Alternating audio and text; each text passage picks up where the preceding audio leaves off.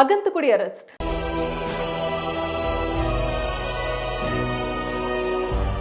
AP ముఖ్యమంత్రి పవన్ కళ్యాణ్ చంపేస్తామంటూ గుర్తు తెలియని అగంతకులు ఆయన పేషికి ఫోన్ కాల్స్ చేయడంతో పాటు సందేహాలు కూడా పంపించడం ఒక్కసారిగా కలకలం సృష్టించింది. ఆదివారం రాత్రి, సోమవారం ఉదయం కూడా పదే పదే కాల్స్ వచ్చాయి. అభ్యంతరకర భాషలో హెచ్చరిస్తూ సందేశాలు పంపించారు ఒక అపరిచితుడు. ఈ బెదిరింపు కాల్ సందేహాల గురించి డిప్యూటీ సీఎం పేషీలోని సిబ్బంది పవన్ కళ్యాణ్ దృష్టికి తీసుకువెళ్లారు. అనంతరం ఈ విషయాన్ని పోలీసు ఉన్నతాధికారులకు వివరించారు. దీంతో పోలీసులు ఉరుకులు పరుగులు పెడుతూ ఆ వ్యక్తి కోసం విజయవాడ నగరంలో సాయంత్రం నుంచి అన్వేషణ ప్రారంభించారు. మొదట ఫోన్ స్విచ్ ఆఫ్ చేయడంతో సోమవారం రాత్రి వరకు ఆచూకీ లభించలేదు. అయితే పవన్ కళ్యాణ్ పేషీకి వచ్చిన ఫోన్ నెంబర్ను వెంటనే గుర్తించారు. ఈ నెంబర్ ఎన్టీఆర్ జిల్లా తిరువూరుకు చెందిన మల్లికార్జునరావు అనే పేరుతో ఉందని పోలీసులు తేల్చారు. విజయవాడలోని ఇందిరాగాంధీ మున్సిపల్ స్టేడియం వద్ద టవర్ నుంచి కాల్స్ వచ్చినట్లుగా తేలింది.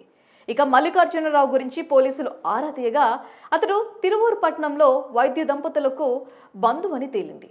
వ్యసనాలకు బానిస కావడంతో అతడిని భార్య విడిచిపెట్టేయగా నెల్లూరు జిల్లాలో ఒంటరిగా ఉంటూ తరచూ తిరువూరు వచ్చి బావుమర్ది వద్ద తాగుడుకు డబ్బులు తీసుకుని వెళ్తుండేవాడని ప్రాథమిక విచారణలో వెల్లడైంది.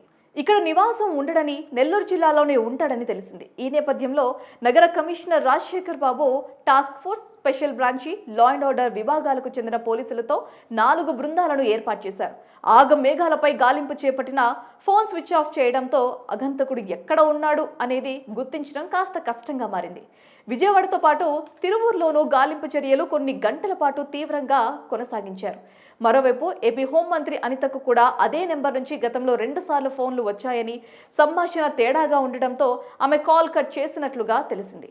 ఈ క్రమంలో డిప్యూటీ సీఎం పేషికి కాల్పై హోంమంత్రి అనిత స్పందించారు.